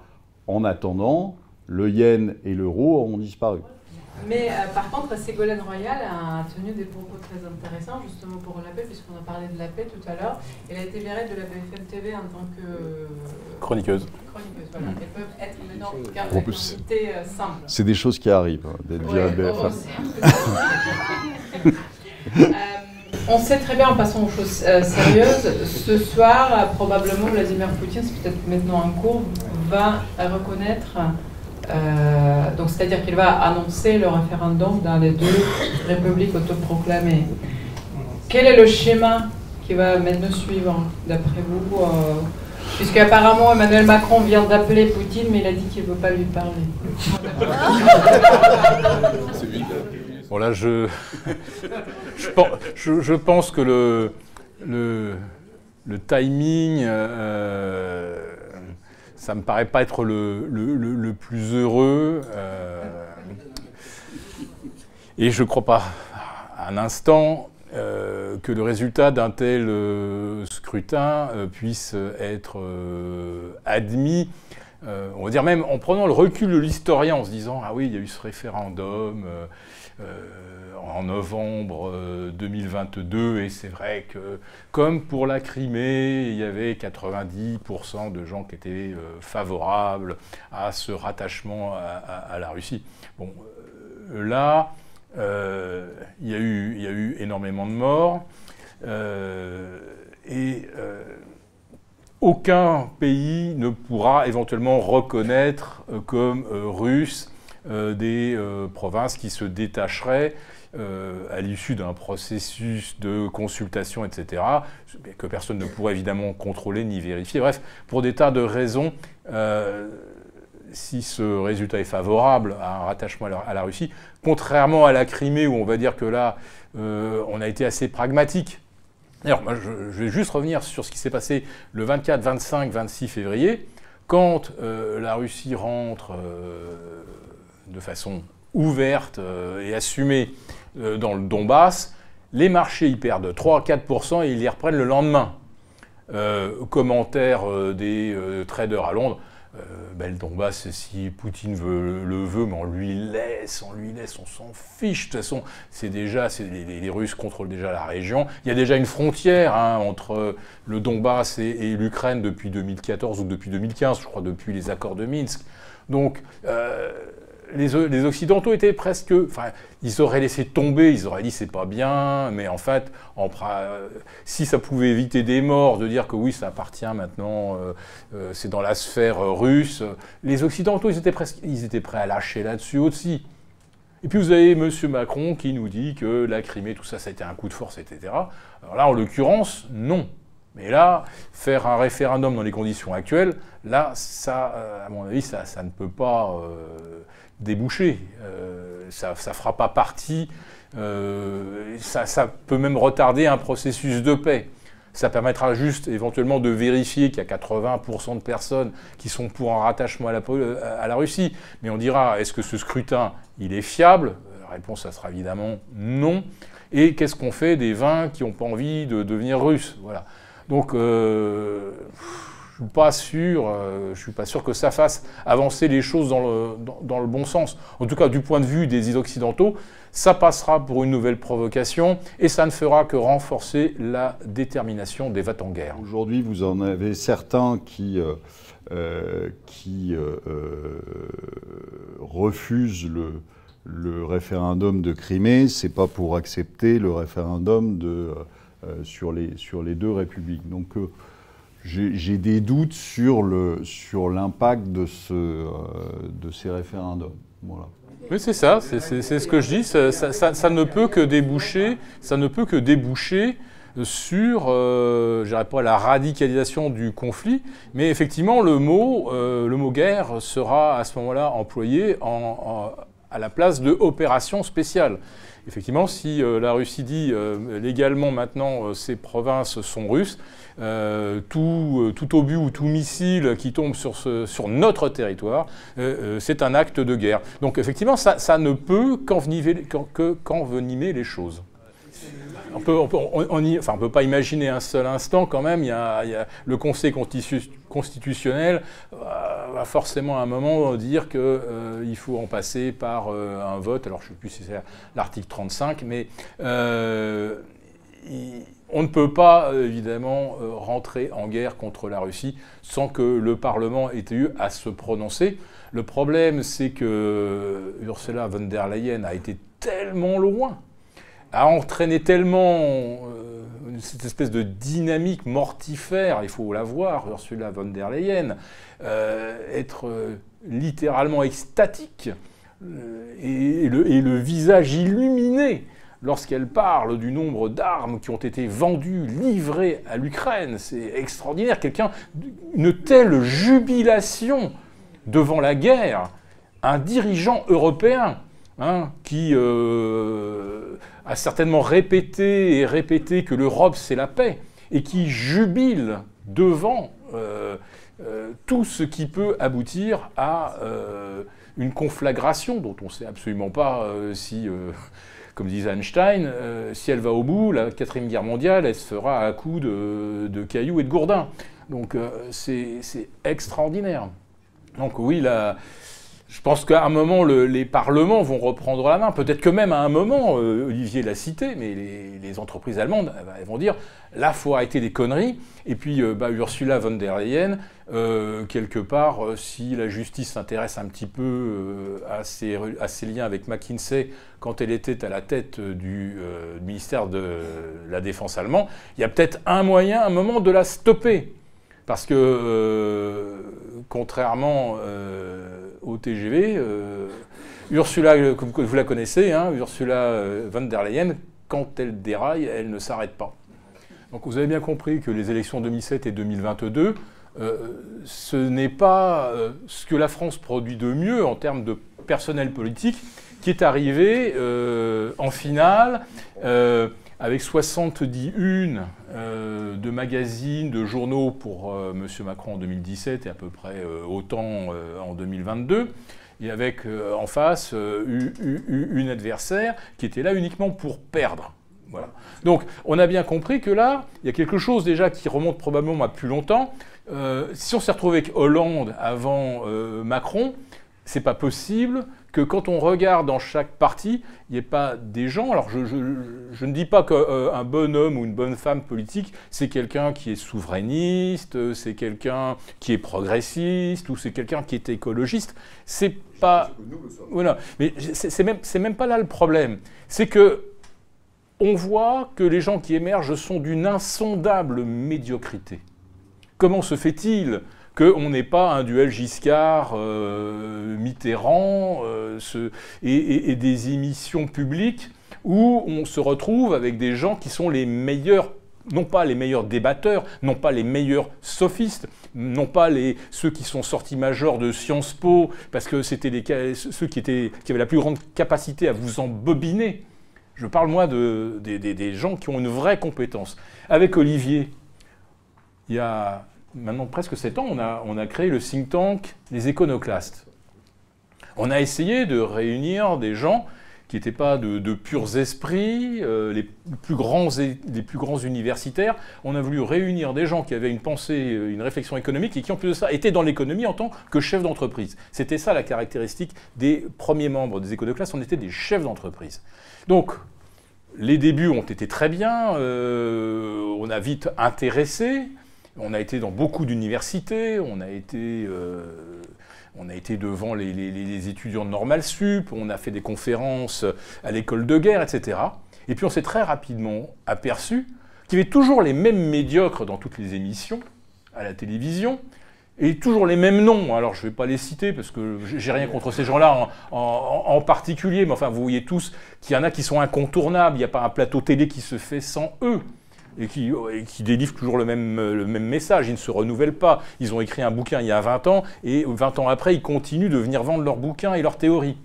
Et nous, on s'est aperçu, les éconoclastes, que finalement, on ne nous invitait pas à venir débattre avec ces gens-là. Parce que ces gens-là, ils disaient ce que je ne sais pas qui avait envie d'entendre. Ils sont soumis. Peu importe. Donc, que faire?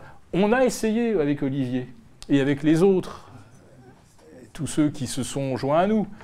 On a essayé de porter une autre forme de réflexion, peut-être, alors poil à gratter tout ce que vous voulez, mais où on ne racontait pas de bullshit. Mais on n'a jamais accédé aux grandes émissions sur les grandes chaînes en heure de prime time. Alors que vous avez toujours les mêmes qui viennent vous raconter les mêmes bêtises et qui vous ancrent dans la pensée unique, qui vous ancrent dans le progressisme, tout ce que vous voulez. Et eux sont toujours là, ils ne font pas avancer le schmilblick, et c'est très bien, puisque comme ça on continue de tourner en rond, et ceux qui ensuite se présentent devant le suffrage des Français, qui reprennent grosso modo les mêmes thèses où on tourne en rond et où on n'évolue pas vers des solutions efficaces, eh ben on se retrouve effectivement avec une sorte, j'appellerais moi, de conspiration de la médiocrité, parce que je pense que ça sert effectivement à des gens qui, eux, face à tant de médiocrité, ont les plus grandes facilités à tirer les ficelles. Et je pense qu'effectivement, Olivier l'a dit, Biden, c'est un pantin et on lui fait dire ce qui a été décidé derrière le rideau. Pas sûr qu'il y ait quelque chose à faire, parce que je vais vous dire pourquoi. La première, c'est que quand on voit ce qui s'est passé avec le Covid, et qu'on voit encore aujourd'hui, j'en ai vu un... J'habite à la campagne, un village de 550 habitants. J'ai vu un gars qui était toute vitre ouverte de sa voiture, tout seul dans sa voiture avec un masque. Je me suis dit, bon là, il y a un souci. Et donc, si vous voulez, la capacité des Français à se révolter, je ne suis pas sûr qu'elle soit là et bien présente. Ça, c'est la première chose. La deuxième chose, c'est que... on a quand même eu un vote, il n'y a pas très longtemps. Alors moi, la première fois, je veux bien qu'on se trompe. Hein, je veux bien qu'on ne sache pas. Pourtant, il n'était pas nouveau, le gars. Il était ministre de l'économie avant, hein, pendant 5 ans. Il en a fait des conneries. Donc on pouvait s'imaginer qu'il allait continuer. Mais bon, là, on l'a vu à l'œuvre pendant 5 ans. Qu'est-ce qui s'est passé ? Alors, vous allez me dire, en face, c'était déprimant. D'accord. Mais je pense que, même complètement idiote, parce qu'elle l'est, et ne voulant pas y aller, parce qu'elle ne veut pas y aller, je pense que quand même, elle aurait été moins nocive que Macron. C'est pas difficile, vous me direz, mais enfin bon. Et le truc, c'est que personne n'est allé voter, quoi. Donc maintenant, il ne faut pas se plaindre. Donc je pense que malheureusement, il va falloir qu'on aille toucher le fond. Alors vous allez me dire, le problème avec le fond, c'est qu'en ce moment, il s'éloigne. Plus vous creusez, plus il s'éloigne. On ne sait pas pourquoi, mais... donc ça va être très dur. Mais je pense que malheureusement, il va falloir passer par ça. C'est-à-dire, il va falloir que les gens s'aperçoivent qu'il n'y a plus rien à manger. On se prend des douches, pas à 2, mais à 15, et froides. Et que ça ne va pas être drôle. Parce que si vous ne passez pas par là, bah, vous obtiendrez votre petite alternance. Donc vous aurez la prochaine fois Édouard Philippe. Voilà, parce qu'on vous dira, mais c'est quand même un homme nouveau. Bah non, il était Premier ministre. Hein. Ah ouais, mais finalement, il était quand même gentil avec sa tête de panda, là. Donc, et ça allait bien. Et vous verrez que ça passera. Et donc, le problème, il est là, aujourd'hui. Je pense que si on ne se fait pas vraiment mal, il n'y aura pas de changement. Je vous dis, la BCE, elle a fait semblant de s'interrompre, et puis elle va repartir dans l'autre sens dans quelques mois. Donc, c'est pas... vous savez, aujourd'hui, on a l'impression que la politique, c'est plus que de la com. Donc, ils vous prennent des postures, ils vous prennent des éléments de langage que fournit McKinsey, hein, en disant bah, tu dois dire ça, tel mot, les placer, et ils les placent. Il ne faut pas faire plus attention que ça. Alors, c'est la fin de l'abondance. Est-ce que c'est la fin de l'abondance pour les 53% de Français qui ne payent pas d'impôts parce qu'ils ne gagnent pas assez? Est-ce que ceux-là, ils ne sont pas sortis de l'abondance depuis fort longtemps? Peut-être même depuis même avant le passage à l'euro, qui n'a certainement pas arrangé les choses. Donc il y a déjà 53% des Français pour qui l'abondance, ça n'existe pas. Il y a au moins 10% des Français qui sont tellement hors système que eux, l'abondance, c'est même pas quelque chose qui a jamais correspondu à une forme de réalité. Il y en a qui ont perdu le contact avec l'abondance et il y en a qui ne l'ont carrément pas connu. Alors ça s'adresse à qui, la fin de l'abondance? Ben, ça s'adresse, à mon avis, quand même aux classes moyennes. C'est les seuls qui peuvent penser encore, qui bénéficiaient de quelque chose qui pouvait ressembler à de l'abondance. L'abondance de quoi, je ne sais pas. Depuis 2018, c'est surtout l'abondance de le grenade lacrymogène et de LBD. Mais non. Donc c'est un avertissement lancé aux classes moyennes. C'est vous qui allez payer. D'ailleurs, ça a été dit, alors je suis en train de chercher pendant que je vous en parle, je ne sais pas qui a dit qu'il faudrait éventuellement envisager, comme pour les cantines, où selon votre situation, votre niveau de revenu, vous payez plus ou moins cher la cantine, il va falloir qu'on fasse la même chose aussi avec l'électricité, le gaz, les billets d'avion. Bon, je crois que c'est une très très bonne nouvelle pour ceux qui ont un jet privé, parce que si jamais on se met à monter les billets des premières, ils vont rester dans leur jet, et ça leur coûtera pas plus cher. Donc on n'aura pas résolu le truc. Mais en quoi, cette histoire de c'est la fin de l'abondance, ça ne s'adresse pas à tous les publics. Ça s'adresse, je pense, ça s'adresse surtout à nous ce soir. Voilà, je ne connais pas votre typologie sociologique, CSP++, ou plus, mais ceux qui n'ont pas un yacht et un jet privé, peuvent effectivement se faire du souci, parce que ceux qui ont effectivement un yacht et un jet privé n'ont pas trop à s'en faire.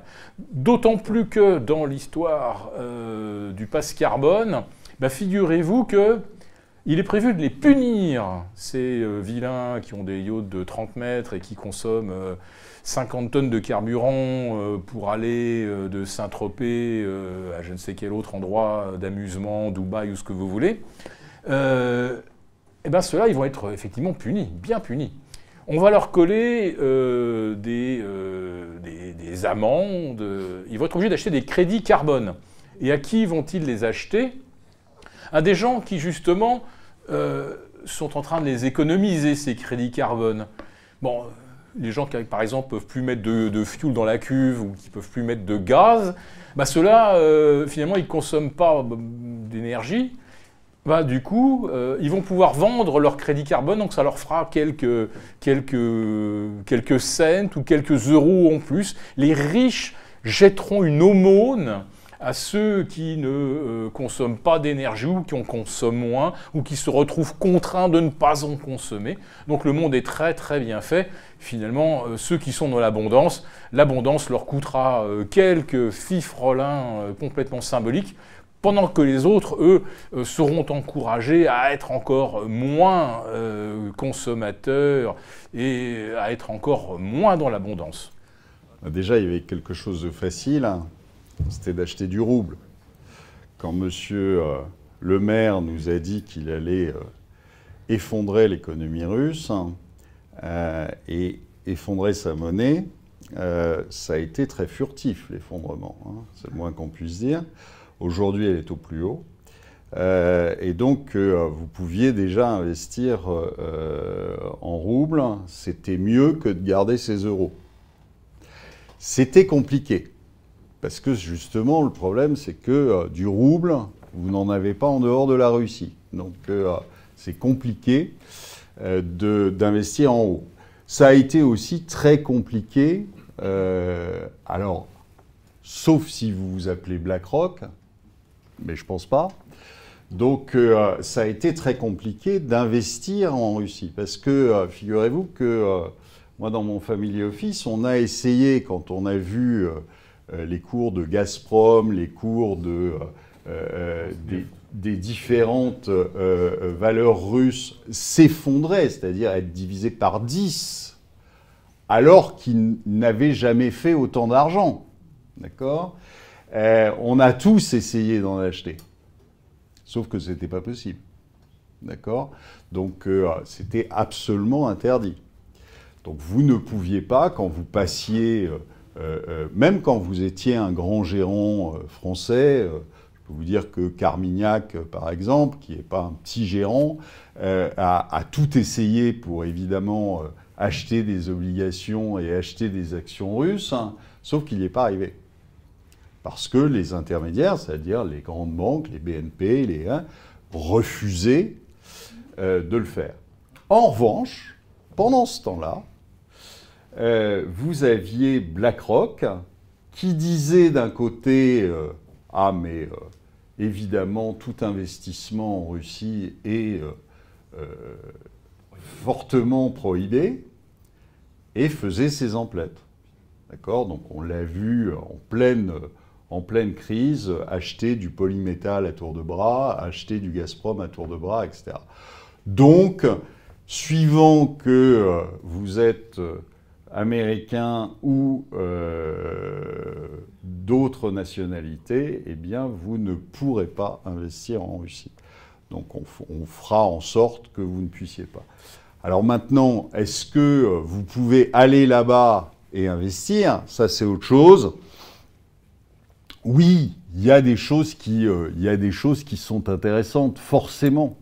Il y a des choses qui sont intéressantes, forcément. Pourquoi ? Tout simplement parce que vous avez un pays qui détient, comme on l'a dit tout à l'heure, qui détient toutes les matières premières. Donc, il est évident qu'à un moment, ça va repartir. Alors, on peut faire les marioles comme M.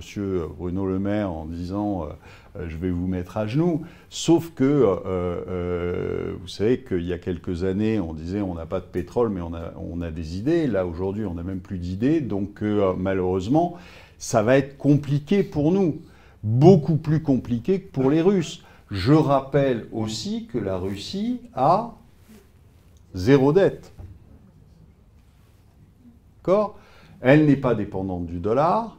Elle a monté des systèmes aujourd'hui qui sont alternatifs. Elle se rapproche de la Chine. Alors, si vous me demandez où il faut investir, je vous dirais éviter l'Europe et aller plutôt regarder du côté, en effet, de la Russie. Simplement, et c'est la même chose pour les investissements en Chine, c'est que c'est extrêmement risqué.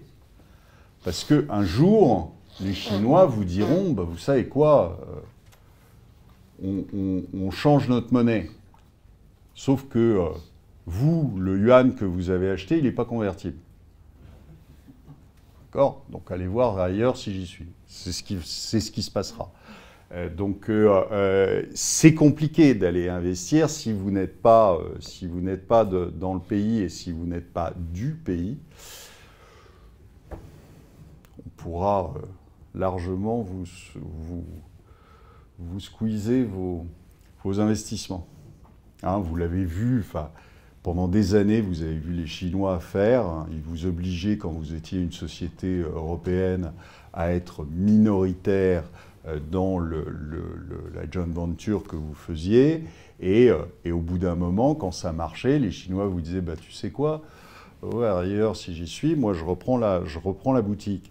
Bon, puis vous partiez, vous aviez à ce moment-là Danone qui avait eu cette petite mésaventure. Et puis, si vous osez dire « bah oui, mais j'aimerais quand même ma part, etc. », vous preniez une balle. Donc, c'était pas la peine.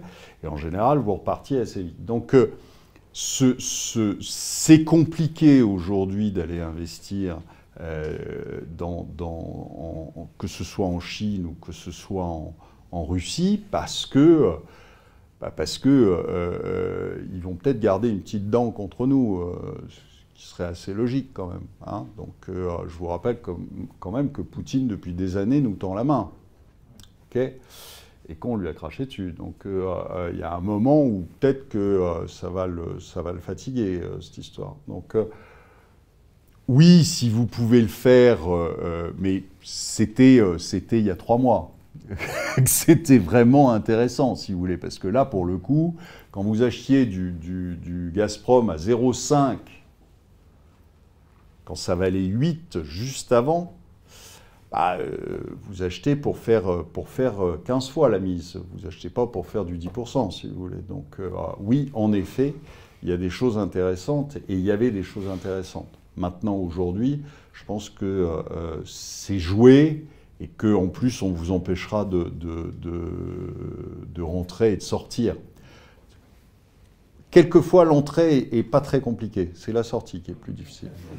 Pour ceux qui auraient des contacts dans des pays qui ne participent pas aux sanctions contre la Russie, il suffit d'avoir peut-être le passeport qui va bien, etc., la double nationalité. Si vous êtes dans un pays qui n'est pas jugé hostile par la Russie, Vladimir Poutine a déclaré qu'il serait de nouveau possible d'acheter des actifs russes.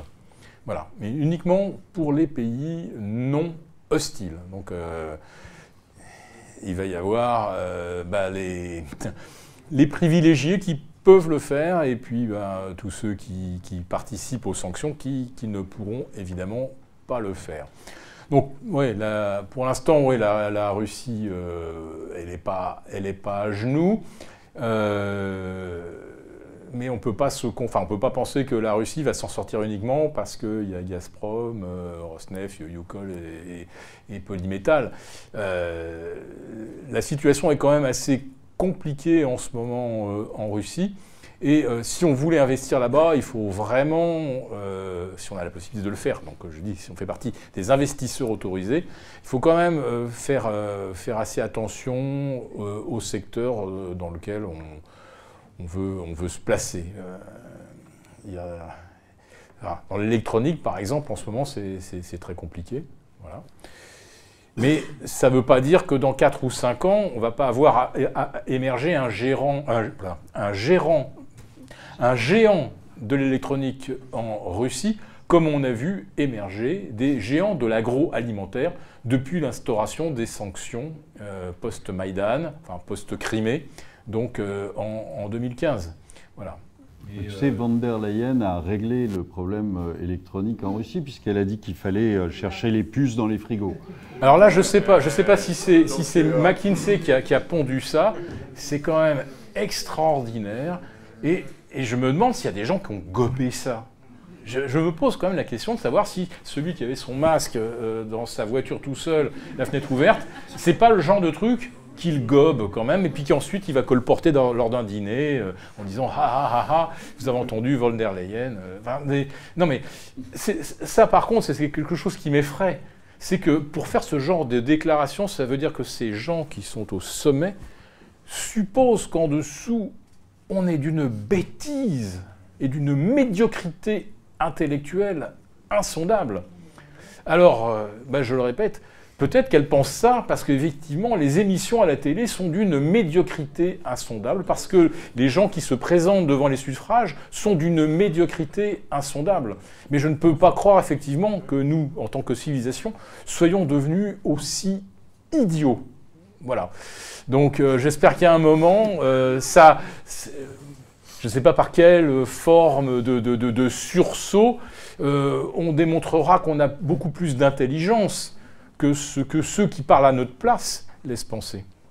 Non, mais le Venezuela, déjà au départ, il était indexé sur le dollar. Donc, et vous aviez toujours des transactions qui se faisaient en dollars. Simplement, sur l'euro, qu'est-ce qui va se passer? Il va se passer que, de toute façon, je pense que s'il arrive sur les niveaux dont j'ai parlé, c'est-à-dire sur des niveaux de 0,6 ou 0,5, l'euro éclatera. L'euro éclatera parce que vous aurez des pays qui n'accepteront pas ça, notamment par exemple l'Allemagne, mais aussi les Pays-Bas, mais aussi donc l'euro éclatera et la zone euro à ce moment-là éclatera et on reviendra à des monnaies nationales. Mais en fait, si vous voulez, quand vous avez une dette qui est abyssale comme la dette que vous avez aujourd'hui, vous avez deux moyens. D'accord? Puisque vous ne pouvez pas le récupérer par la croissance, puisqu'il n'y en a plus. Bon. Donc, vous avez deux moyens. Vous avez un moyen qui va vous impliquer en tant que dirigeant, c'est le défaut. Le défaut, ça veut dire que M. Macron arrive à la télévision demain et dit « Je ne rembourse pas ». Et je ne rembourse pas, ça implique énormément de choses, parce que vous avez, dans les détenteurs de dette, vous n'avez pas que M. Bernard Arnault. Tout le monde détient de la dette. Vous avez des assurances vie, vous avez de la dette. Vous avez un produit bancaire, vous avez de la dette. Donc, tout le monde détient de la dette. Donc, ça veut dire que vous ruinez tout le monde. Puis évidemment, les banques tombent. Bon. Donc c'est grave. Et c'est grave, et c'est une décision de vous. C'est-à-dire que vous êtes celui qui a pris la décision de ne pas rembourser.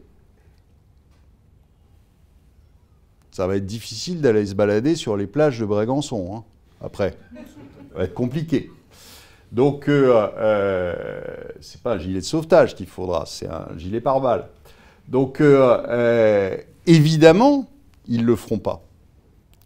Il y a un moyen qui est beaucoup plus simple. L'hyperinflation. Parce que là, vous pouvez vous pointer devant les Français en disant bah, « Je ne suis pas responsable. C'est pas moi qui les ai imprimés, les billets. C'est la Banque centrale. Moi, j'y suis pour rien. » Et puis en plus, si je veux être vraiment vicieux, un peu à la Macron, d'accord? Mais c'est vous qui êtes les responsables. Parce que c'est vous qui avez perdu confiance dans la monnaie. Pas moi. D'accord? Si vous aviez encore confiance dans la monnaie, ben un billet de 50 €, ça vaudrait toujours un billet de 50 €. Et vous pourriez toujours acheter la même chose avec ce billet de 50 €. Donc, en fait, c'est vous les responsables. Donc, c'est un moyen de se défausser complètement. C'est un moyen de dire ah, « mais c'est pas moi ». Et c'est quand même beaucoup... Enfin, politiquement, c'est quand même beaucoup plus facile. Toujours faire porter la responsabilité aux autres. Quand on est dans un système qui mène vers, on va appeler ça une démocrature, mais le principe déjà, c'est de faire porter la culpabilité de toutes ces erreurs à ceux qui en sont les victimes. Vous remarquerez que ce procédé, il est commun à toutes les dictatures à travers l'histoire. Et à la fin, ça se termine par du pain et des jeux, c'est-à-dire un peu l'équivalent effectivement du revenu universel. Voilà, on nourrit les gens et on les distrait. Mais en fait, les médias, tels que je vous les décris depuis déjà une bonne décennie, ce n'est plus que de la distraction. Il n'y a plus grand-chose qui nous élève dans ce qu'on peut voir à la télé. Alors moi, je vais revenir maintenant sur l'exemple turc, parce qu'il est extrêmement intéressant. Je vous disais tout à l'heure, la fin de l'abondance, ça s'adresse aux classes moyennes, parce que c'est eux qui ont encore quelque chose à perdre. Eh bien, figurez-vous qu'en Turquie, c'en est l'illustration formidable. Donc, le sultan Erdogan décide qu'il est plus fort que le banquier central et que donc c'est lui qui décide que quand on monte les taux, ça envoie un mauvais signal à l'économie, que c'est même ça qui peut créer de l'inflation, donc faisons l'inverse. Bon, résultat, la livre turque perd 80% en l'espace de 5 ans, dont la moitié de sa valeur en l'espace d'1 an. Est-ce que la Turquie a explosé? Est-ce que la Turquie a verrouillé les comptes, interdit le change, etc.? Non. Non, ça file comme ça. Qu'est-ce qui se passe? C'est le Turc qui ne peut plus voyager à l'étranger. Hein, avec une livre qui a perdu 80% de sa valeur. Le week-end à Paris, à Londres, revient trop cher. Enfin, revient trop cher à qui? À la classe moyenne turque. Pas aux riches turcs, qui est sous-traitant de Peugeot, de Renault, de Volkswagen, de qui vous voulez, qui fabrique des machines à laver, qui envoie des cartons de plusieurs quintaux de vêtements fabriqués pour Zara, H&M, etc. Non. L'industriel allemand, tout va très bien pour lui. Et en plus de ça, la faiblesse de la livre turque, quel avantage par rapport à son concurrent chinois? Ou même son concurrent indien ou du Bangladesh. Donc, qui c'est qui se retrouve laminé par la baisse de la lire turque? C'est bien la classe moyenne. Et ça se fait par un autre procédé qui nous pend au nez. C'est que quand, d'un seul coup, on voit cette inflation devenir galopante, qu'est-ce que font ceux qui ont de l'argent? Ils ont bien compris ce qui se passait. Donc ils achètent de l'immobilier. Donc l'immobilier flambe. Donc ceux qui étaient classe moyenne, médiane ou un peu faible dans la classe moyenne, alors eux, ils sont condamnés à être locataires à vie. Ils ne pourront plus jamais acheter. Et quel est l'avantage d'acheter plein d'immobilier pour les riches turcs? C'est que quand vous achetez des maisons sur la côte, là où on aime bien, les Allemands aiment bien aller, les gens de l'Europe du Nord, c'est que quand vous achetez un bien là-bas, vous le transformez en Airbnb. Et vous vous faites payer en euros ou en couronne norvégienne, etc. Donc, la Turquie illustre ce qui se passe dans un pays en hyperinflation, c'est que ceux qui ont les moyens vont acheter autant d'immobilier qu'ils le peuvent. Alors, ils sont sûrs d'avoir des locataires, puisque les gens sont captifs de leur manque de pouvoir d'achat, donc ils sont condamnés à être locataires, et vous panachez avec un peu de Airbnb pour faire rentrer de la devise, du dollar, de l'euro et autres. Donc la Turquie, c'est quand même assez riche d'enseignements, et c'est pas un pays qui a basculé dans un scénario à la libanaise. Avec confiscation, effectivement, on n'a plus accès à son argent. Pour l'instant, en Turquie, c'est pas le cas. Mais le résultat de la Turquie, des décisions de politique monétaire en Turquie, c'est que ça a atomisé la classe moyenne, et ceux qui ont les richesses, l'industrie, etc., eux continuent de très très bien vivre. Et je pense que ce modèle-là, on peut en faire une déclinaison à plein de pays, y compris même les États-Unis. Parce qu'au prix où sont arrivées aujourd'hui les maisons individuelles, elles étaient à 370 000 $ il y a 2 ans, elles sont à 500 000 en ce moment. Les taux d'emprunt hypothécaire étaient à 2,70, 2,80 il y a 2 ans aux États-Unis. Ils sont à 6,30. Bon, il y a des gens qui vont se faire confisquer leur maison. Ils ne peuvent évidemment pas supporter le doublement de leur remboursement de prêts hypothécaires. Qui c'est qui attend à la sortie de la banque, qui va faire ce qu'on appelle un foreclosure, c'est-à-dire une saisie-vente? Ça va être les Vanguard, les BlackRock, qui eux d'abord n'ont pas besoin d'emprunter de l'argent pour acheter de l'immobilier autant qu'ils en veulent, qui ont on va dire, l'éternité devant eux pour valoriser cet investissement locatif. Les gens n'ont pas les moyens de payer un loyer élevé. C'est pas grave, on va leur faire un loyer pas cher. C'est pas un problème. De toute façon, ce qu'on va toucher comme loyer, ça sera toujours mieux que le loyer de l'argent. On va arriver, je pense, durablement à du 3-4% aux États-Unis. BlackRock, Vanguard et autres, quand ils auront mis la main sur je ne sais combien de pourcentage du patrimoine immobilier, ils arriveront à rentabiliser ça à 5. Et si c'est 5, c'est trop, ils se contenteront de 4. Mais surtout, ça veut dire qu'une majorité d'Américains, d'Européens, dépendront de quelqu'un qui leur loue. Et je suis sûr que les États les aideront. D'ailleurs, il y aura des APL, on va généraliser ça. On aidera les gens à payer leur loyer. Mais ils n'auront toujours pas les moyens d'acheter du neuf, et les taux seront jamais aussi bas qu'ils ne l'ont été, donc jamais vous aurez des taux abordables ou qui permettent aux classes moyennes de redevenir propriétaires, de redevenir maîtres de leur destin. Ce qui se passe en ce moment, les taux élevés et le prix de l'immobilier très élevé, fait qu'il n'y a plus qu'une seule catégorie d'acheteurs, que ce soit en Turquie, en Europe ou aux États-Unis, c'est les très riches et les grandes institutions, ce qu'on appelle nous les zinzins, mais les grandes institutions financières. Eux, ils peuvent acheter autant d'immobilier, et les Français, les épargnants, deviendront finalement leurs clients à vie. Voilà vers quoi on s'en va. Et vous le comprenez, tout ça, c'est une perte de liberté à tous les niveaux. Ne plus être maître, avoir un toit au-dessus de sa tête, décider ce qu'on peut en faire, le transmettre. Là, vous serez, pour la plupart, locataire à vie. C'est-à-dire que ce sont les banques et les grandes institutions financières qui vont vous posséder quelque part.